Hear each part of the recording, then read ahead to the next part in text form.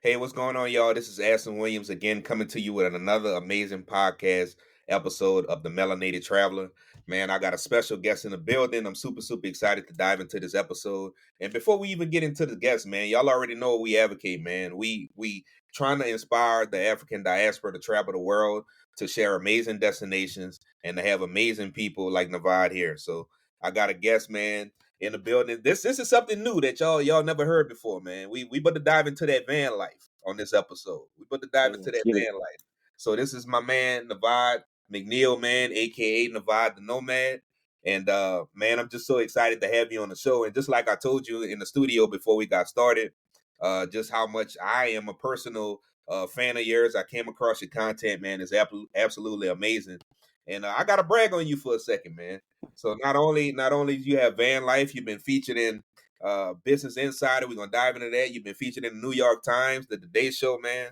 So man, you're doing big things, man. So I just want to give you your flowers, man, before we get started, man. But welcome to Thank the you, show. bro. Thank you. I appreciate it.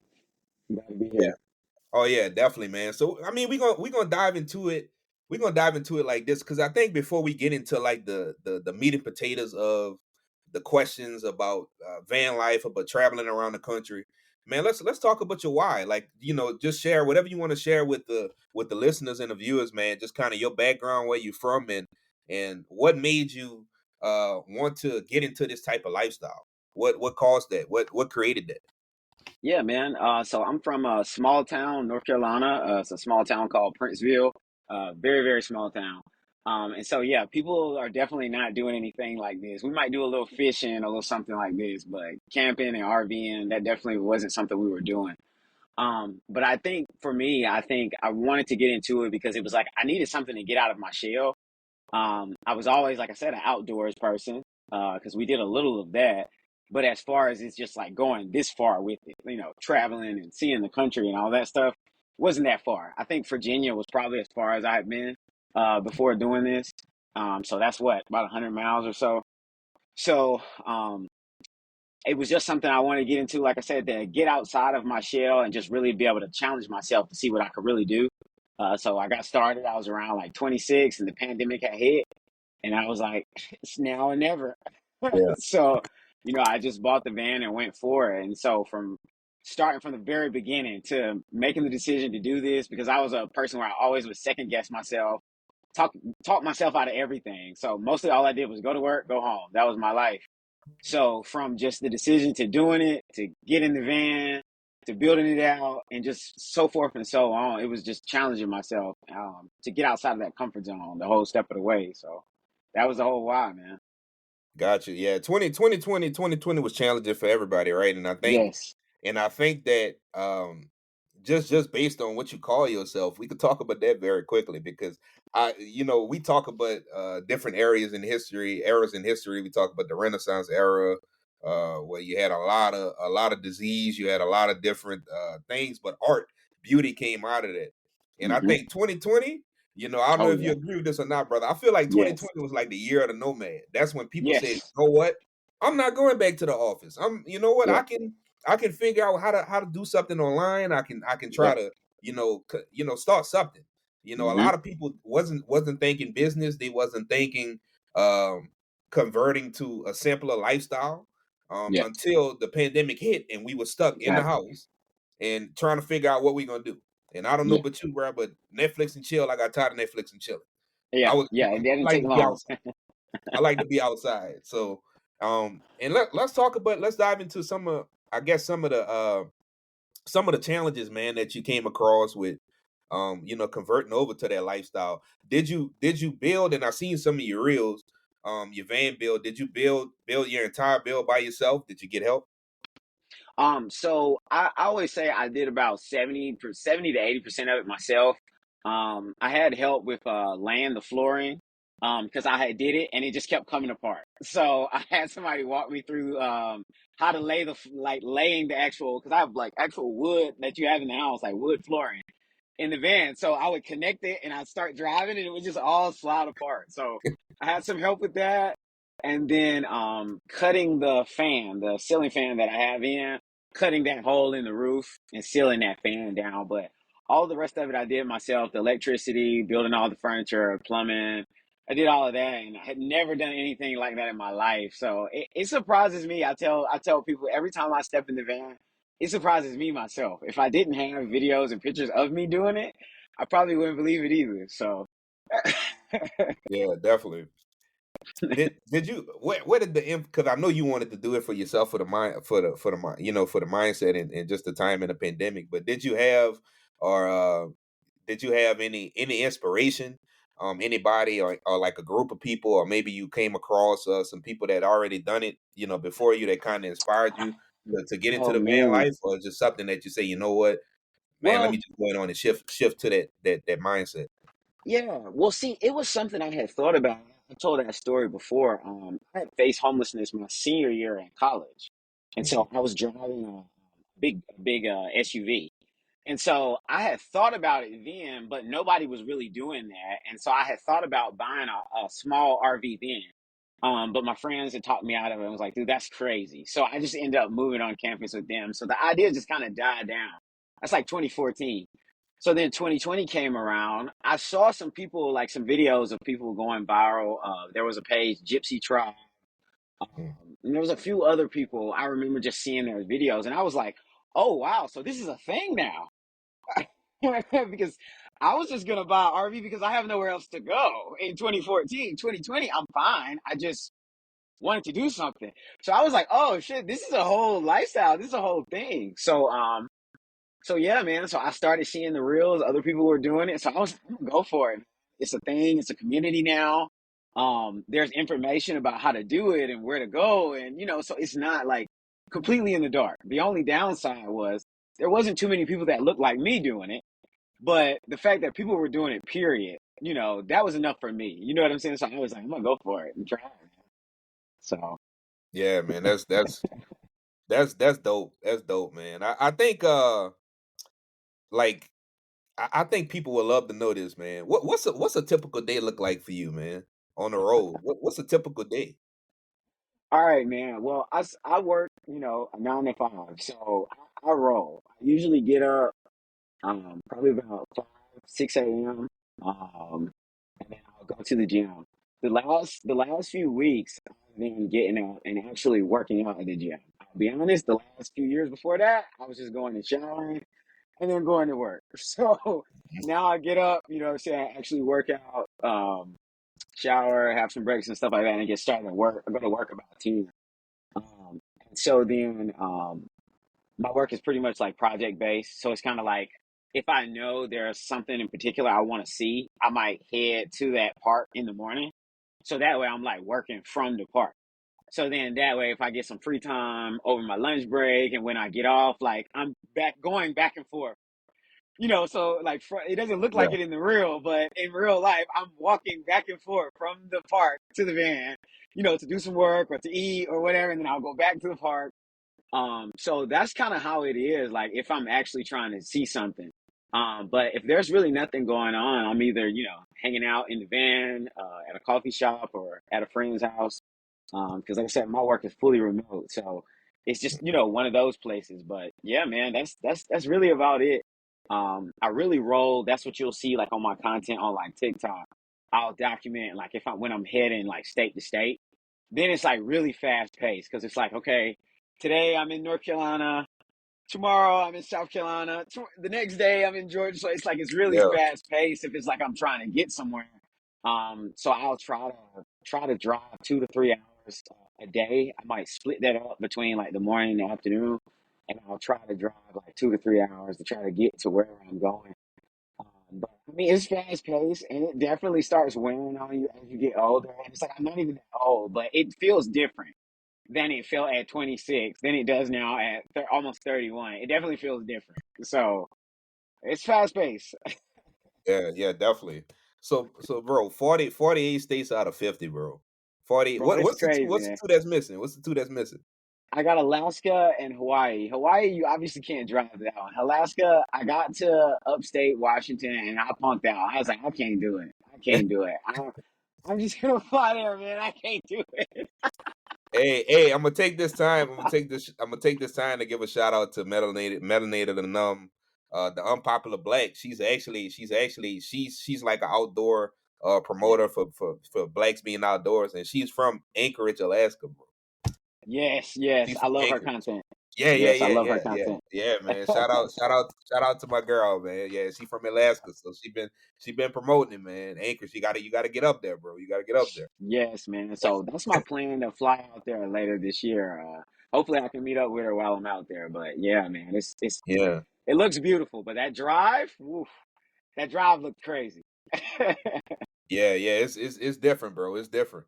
Now we gonna Yeah. talk. We gonna talk about some of these states you went to, man. What's some of the destinations that you like? And then I personally got to give a shout out to my home state of Louisiana. I seen that you went Hey. to Shreveport, but man, you need to work your way down. Look, don't get offended, my Northerners up there, but where we from, anything south that's higher than once you go up north, us down south, we consider that like North Arkansas, North Mississippi. The That's real messed up. Louisiana's in the South. But now I'm just playing, man. Shout out to my Northerners. I seen you went to Shreveport. And speaking of Shreveport, man, I don't know if you seen, but 50 Cent about to do some big things up there, man, with the studio. He Oh, I actually did see that. he bought some acres, man, downtown, and he's about to convert Shreveport into a studio, man. So, Yeah, that's gonna but be yeah, crazy.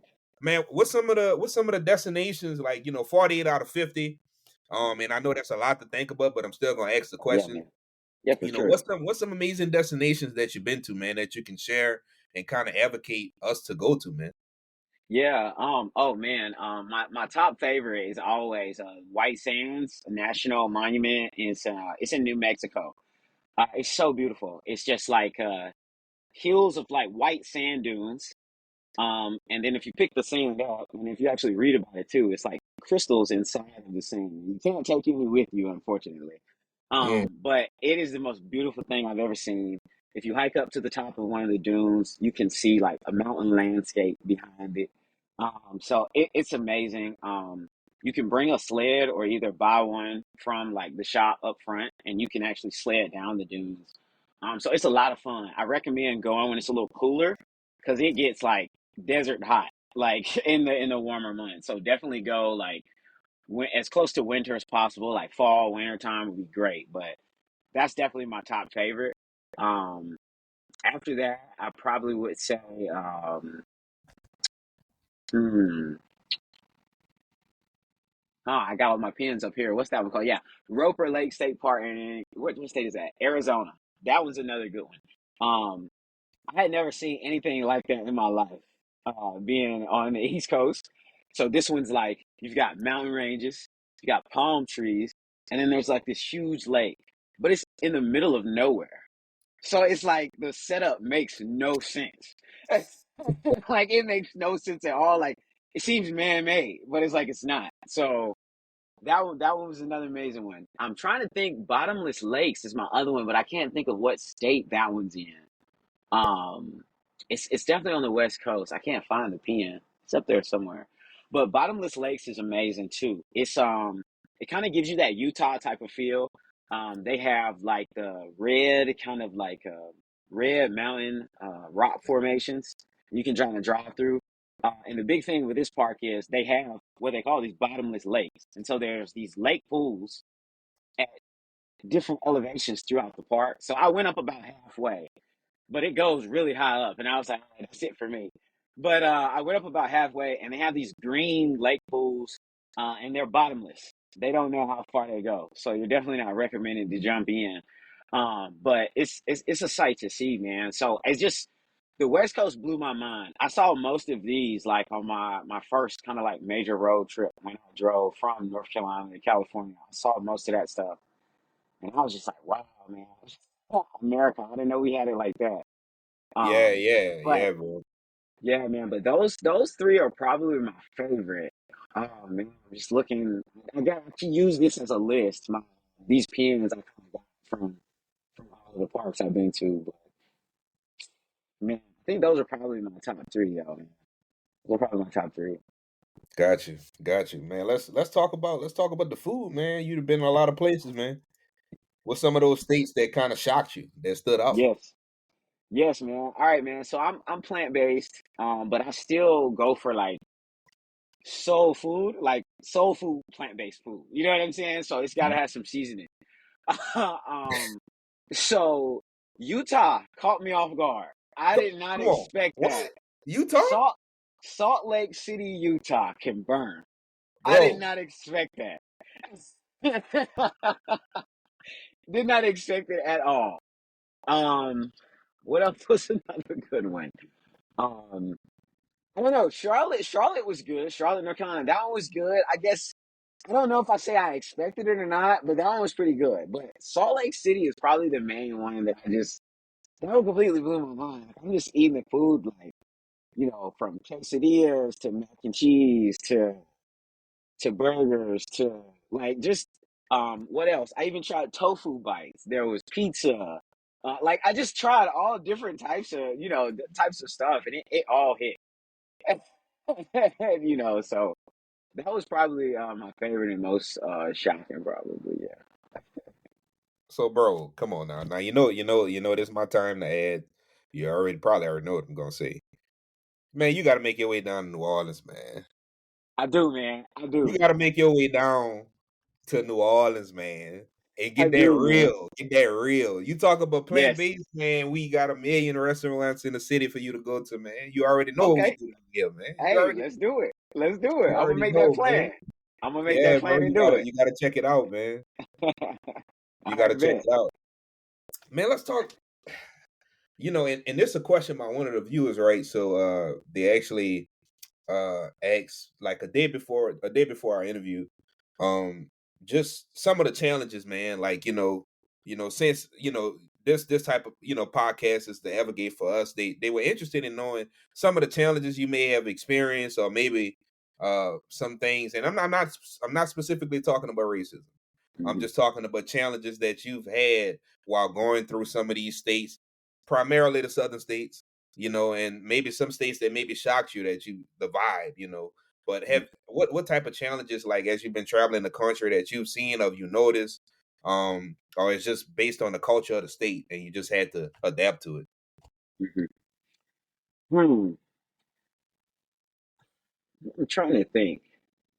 Aside from like some small, like you said, aside from small racist stuff here and there, I haven't had a huge issue. Other than like you said, other than like if you go up north, the people don't have as much southern hospitality, so it's like Mhm. really fast paced, hustle and Yeah, they bustle. don't speak. They don't speak. Yeah, yeah. So they're like, so that's different, so it's like each time you get to a different region, kind of adjusting. But my family's from the north, so I kind of expected that one.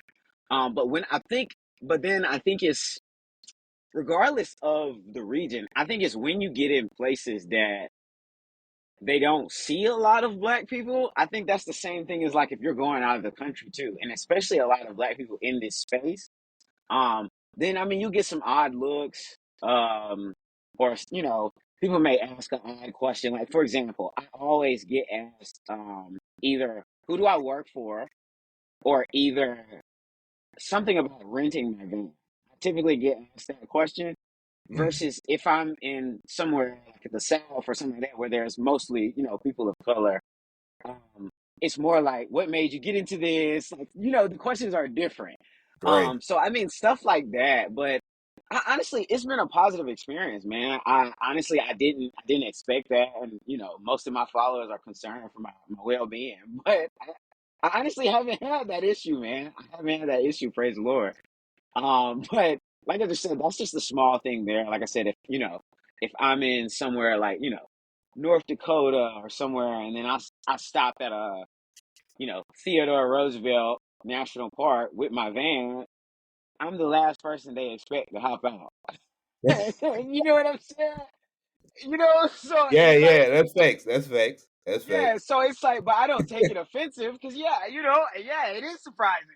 So but like nobody's ever like done anything other than look. You know what I'm saying? To make me feel uncomfortable or anything like that. So it's been a positive experience for me, man. But I do tell people also though, but coming from the South, I know people may be familiar with like the Greenbook and how people of Yeah. color kind of traveled in the past.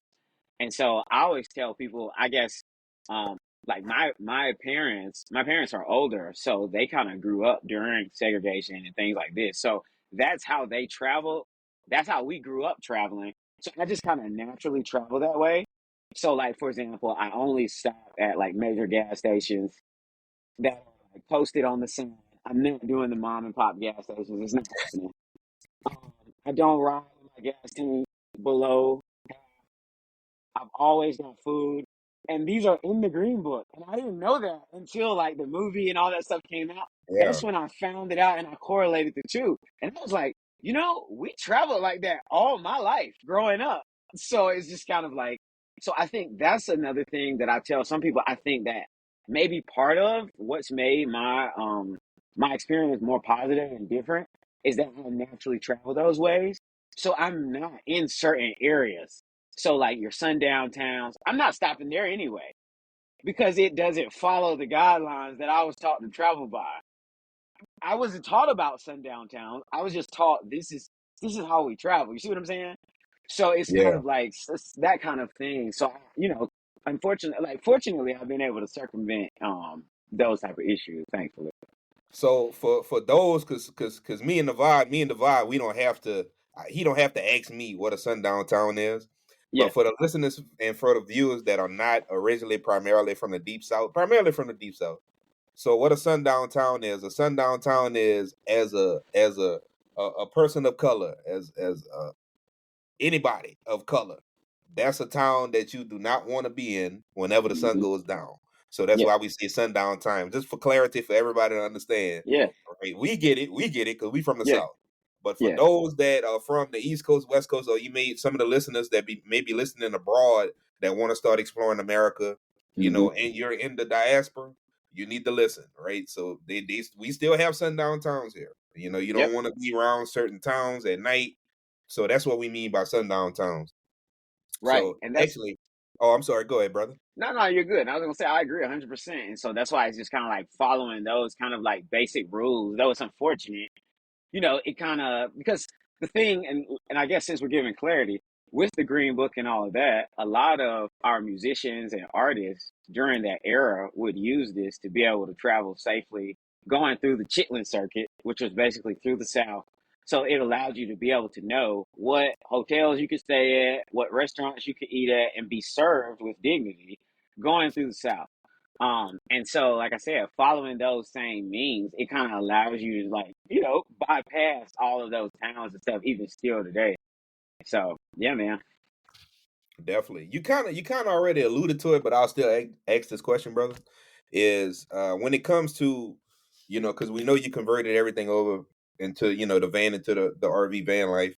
When it comes down to maintenance, do you have a daily routine for that, or all checks, or how do you go about doing like your daily, maintenance routine to make sure that your vehicle is up to par? Yeah. So if I'm gonna be moving around, I'm definitely will be checking like getting a fluid check. Some people don't know. I might stop at like they have like the instant fluid places, the quick lubes now, like a Hmm. Valvoline or something like that. They'll do a free courtesy check. So that's something I started doing because I'm not carrying all those fluids on deck. So I'll just stop by one of those. They open up pretty early. Let them check everything. If something needs top off, then they'll do it. But if not, it's like I said, it's a free check. So that I check and I'll check my air. So that's kind of something I'll do if I know like I'm really gonna be putting some miles on. But as far as like the back of the van, like the living space and stuff like that, it's mostly like dumping your toilet. You know what I'm saying? That kind of situation. Because I have like a porta potty, uh, like a portable porta potty. So dumping that on a regular basis, and then your water system for like your plumbing. So dumping your dirty water and putting in your clean water, like that kind of thing. So that's really about it. The toilet and the water, maintaining those, and then just regular grocery. So I think that's just kind of as needed stuff. But like as on a day to day basis, no, not really too much. Gotcha. Man, let's dive into, man, some personal growth and reflection for a second, because for Yeah. one, man, like I told you before in the studio, man, this your story is just so inspiring, man. You got Yeah, me man. wanting to look on Facebook Marketplace right now for a bus or a van and Right? try to figure out how to. I may be calling you to get your ass over here to help me build it, but Let's get it. hey, you got me thinking like, man, Like maybe I need to start looking into this. But from a personal growth and I guess a reflection standpoint, um, man, what have you learned about yourself through this journey?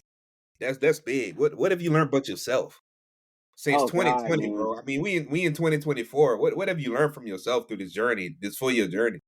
Like it sounds egotistical, but like honestly, I'm still just trying to find like where the limit is.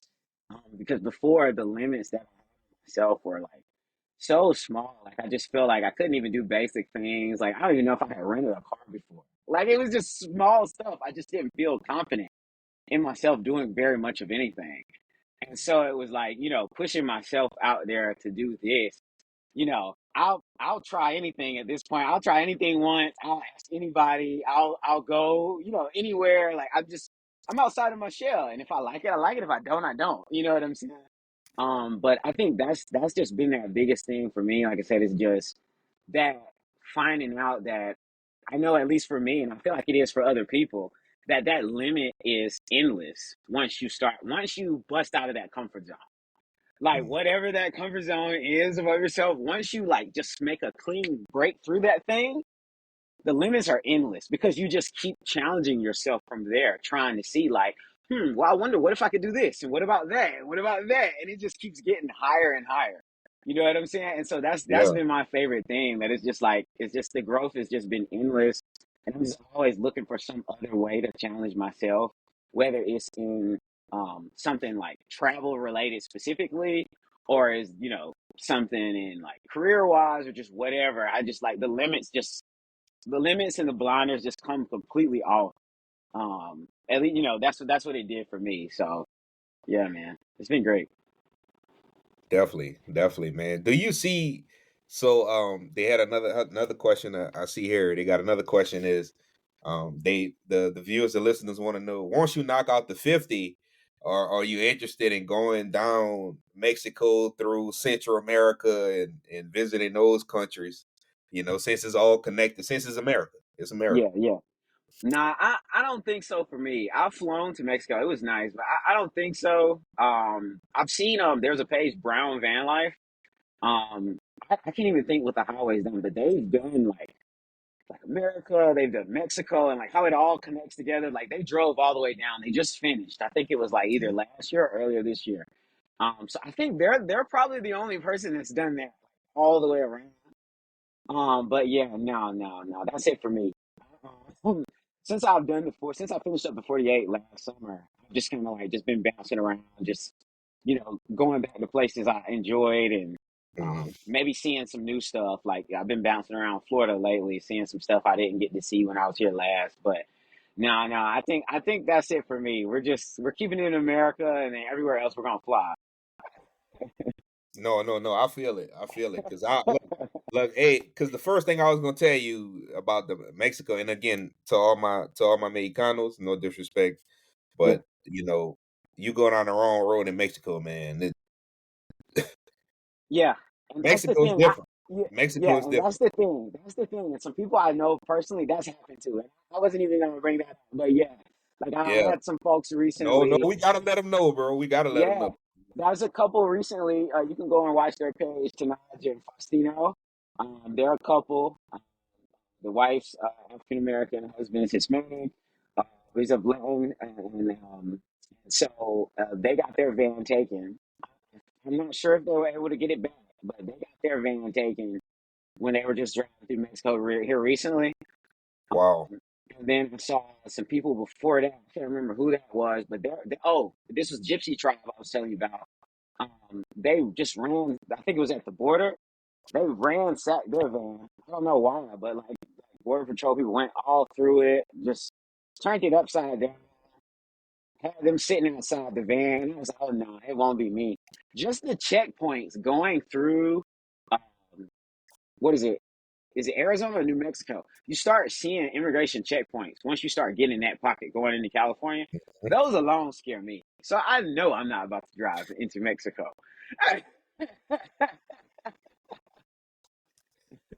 No, I feel it. I feel it, bro. Cause I was like, ooh. I No, said, I can't do my it, boy man. might have to send me his might have to send me your location on WhatsApp or something, man, so I could Listen, keep in touch with listen. you. Listen, man, that's a rule of thumb for real. Try to keep that location shared to like 3 people at all Oh times. yeah, definitely, definitely. Yeah, so somebody's always looking for me. Definitely, definitely, bro. But speaking of like community, because you said that like so many times already.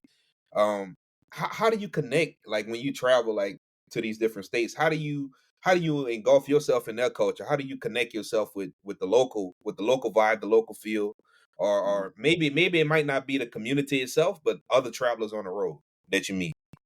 Okay.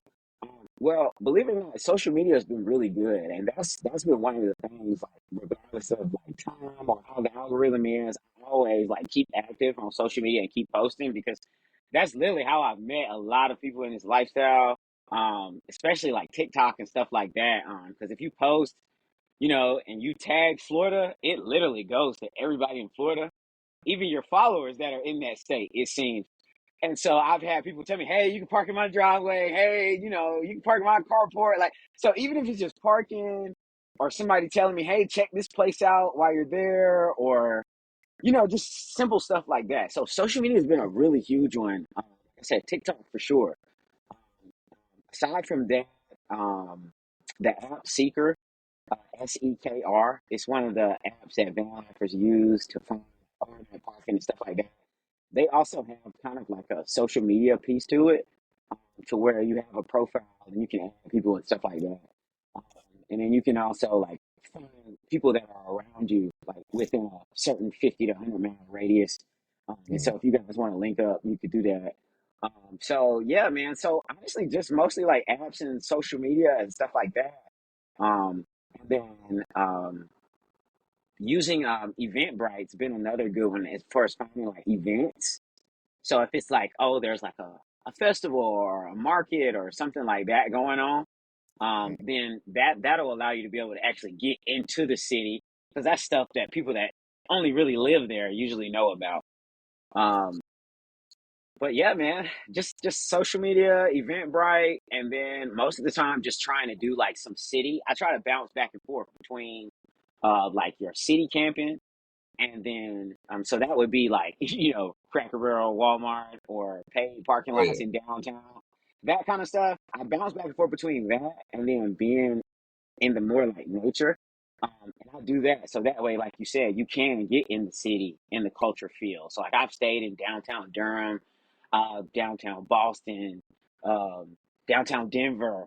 Like anywhere, like I've stayed in these places, and so that allows you to, like I said, if you stay there, there's a spot I stay at in Jersey City. Literally, right behind me is the Manhattan Harbor and Manhattan skyline. And so usually, by the time I wake up in the morning, there's some kind of festival going on outside of the van. Like if I stay during the summer, so that's another reason why I'll do that. Like staying in the city because there's something always going on. You can just pop up on. Hey, So look, man. yeah, man. You missing essence. You missing essence right now, man. Essence, but the man. And I'm just look. You know, I gotta promote the city, man. I gotta promote the city. Next year I'm gonna do it, man. I got to Yeah. do it, man. Look, they got Essence Fest, they got Voodoo Fest, they got uh Jamaican Fest, like Jerk Chicken Fest. Like, Ooh, I'm telling you, man. I'm telling you. Oh, also, you need to come down here. For those that don't know, no, this is actually my first episode in a minute, so I haven't told the viewers and the listeners. So I just recently moved to Nebraska, and we actually have it's a group of they actually have an Afro Fest, man, here in Omaha in September, man. So if you're around that area, man, oh, come that's down, come holler crazy. at your boy, bro. Come holler at your boy. Okay, Yeah, yeah. sounds There's a good, lot of man. So Ethiopians down here, a lot of Kenyans, okay, more so East Africans, and okay, a good community, man. Definitely, okay, man. That sounds like a vibe, man. definitely.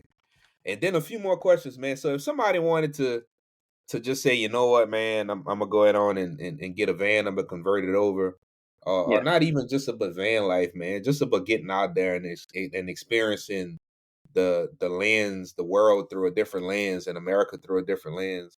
What are just some advice, man, that you could give the people to say, you know what, just go ahead on and start. What you waiting for?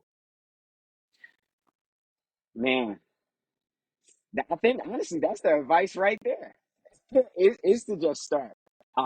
Because it's like I was one of those people where I would just plan myself out of ever starting. Like I would try to get all my ducks in a row, and then once I would get those things lined up, I would come up with something else.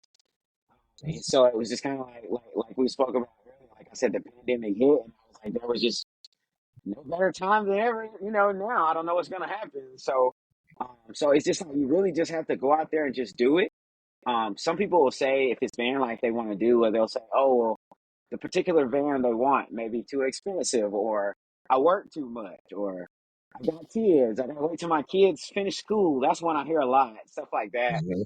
And I'll tell people like, man, even if you can just do it on a weekend basis, because like, I'll tell people if you scroll down my page, it didn't just start just driving from here to California. Like, I drove from like here to like Virginia Beach. I think that's like 2 hours away. That was my very first trip with the van. After that, I think I went to Folly Beach. That was about 4 hours away. So like my first trips were really small weekend trips. One, because I was scared to death because I didn't know how to do any of this. I hadn't ever really been away from home. So it was just like I took it small. So that's why that's always my advice to people, that it's like whether it's tent camping, you camp in your car, you rent a van or RV, just like you said, just start, man, and just do something small, and then you can just grow from there. And then if you don't like it, you don't have to do it again. But it's just Right, start small, you know? right, definitely. Definitely, man, Yeah. and I'm gonna leave you with this, man, and I know this your photography as well, man, and every other thing. How can we go ahead and, man, support you, man, on your journey, throughout the country? What are some of the ways that we can support you, man? Whether that be your Yeah. business or just support your content, go ahead on and give us, I want to give you that opportunity to go ahead on and get all your information out there, man, so we can go ahead on and support you, bro. Yeah, man, appreciate it. So yeah, my handle is Navad the Nomad on everything: Instagram, TikTok, YouTube, also my website. You had mentioned my travel photography. Yeah, man, I've been doing photography. Oh my goodness, man. How many years is that? I don't even know. Since I was about 17, 18. And so then I kind of switched over from like weddings and portraits and stuff like that to doing, the nature and the landscape, travel photography, stuff like that the last 4 years. So yeah, man, I've been building my portfolio. So definitely, man, you can shop the prints on my website, navodthenomad.com. But yeah, man, thanks a lot for having me on, man. This was great. Oh I yeah, yeah, no appreciate it. problem, man. No problem. I told you, man, you family now. So I already told you in the studio before we started. But now, man, I just really appreciate you having you on, man. And again, man, looking forward to more collaborations in the future. And Sure. man, the way we always in these episodes, brother, is I'll see you at the top because the bottom Hey, is just too crowded, brother. I appreciate hey, you, man. hey, let's get it. I'll see Yes, you there. sir. Let's get it. All right, Hey. bro. Peace.